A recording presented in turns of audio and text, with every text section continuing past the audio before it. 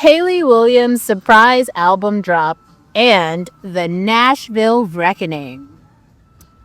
On a seemingly ordinary day, Hayley Williams, frontwoman of Paramore and genre-bending solo artist, quietly dropped a surprise album titled True Believer. Well, that's actually not the title of the album, but that's the song that's actually really important. The album, released for only 24 hours, was an unannounced artistic bombshell. Fans scrambled to access the music, but it wasn't until the linear credits and visual campaign were revealed that the project's depth and controversy took shape.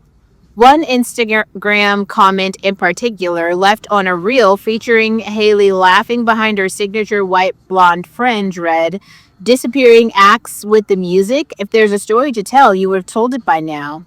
The secret T is my lane." Obviously, that was me. It was a subtle nudge and a signal that something more complex was at play than a typical indie pop rollout.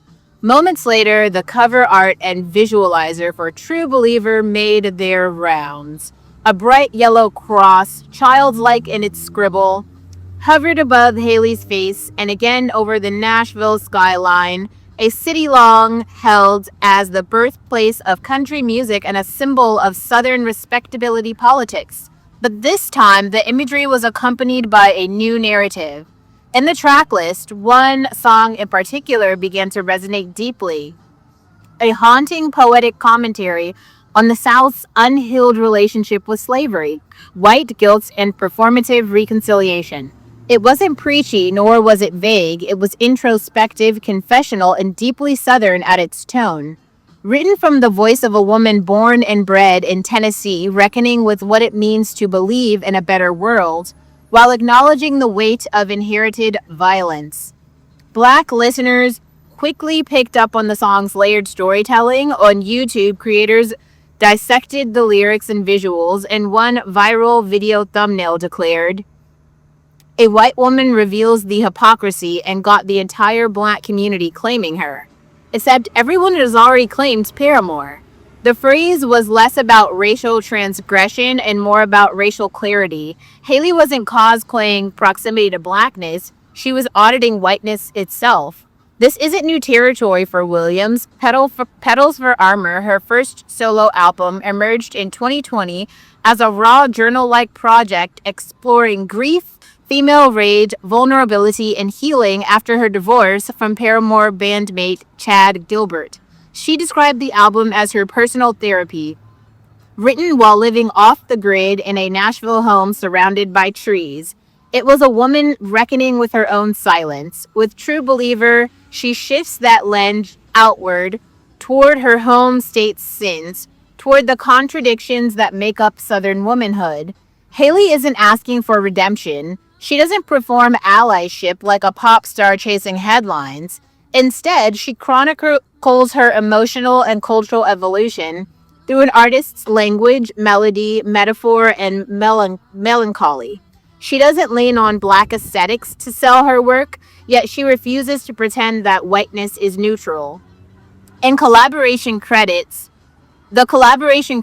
read like a who's who of indie experimentalism. So there's like X Daniel James, Jimmy Stack, Elite Plin, and more. There's no commercial playbook here, no TikTok dances, no forced virality, just a collection of songs and visuals meant to stir, and stir they did. The closing image of the official video, a glowing cross floating above the Nashville skyline, feels less like a religious statement and more like a spiritual reckoning. Is she mourning the South, redeeming it, or simply documenting it? Whatever the case, True Believer did more than drop. It denoted. It detonated. And for 24 hours, the music industry was reminded that vulnerability, when wielded by a white Southern woman willing to critique her own power, can be a revolution in itself. Hello, my name is Olivia. Welcome to my channel. I like to sit around at coffee shops or at the beach and talk shit. I talk about women's issues, feminism, relationships, but mostly being a Black woman in America and how to survive that. Politically, I'm moderate, even though that seems hard for people to believe. I'm very conservative on issues like immigration, very liberal on other issues like feminism and abortion. Thanks for being here.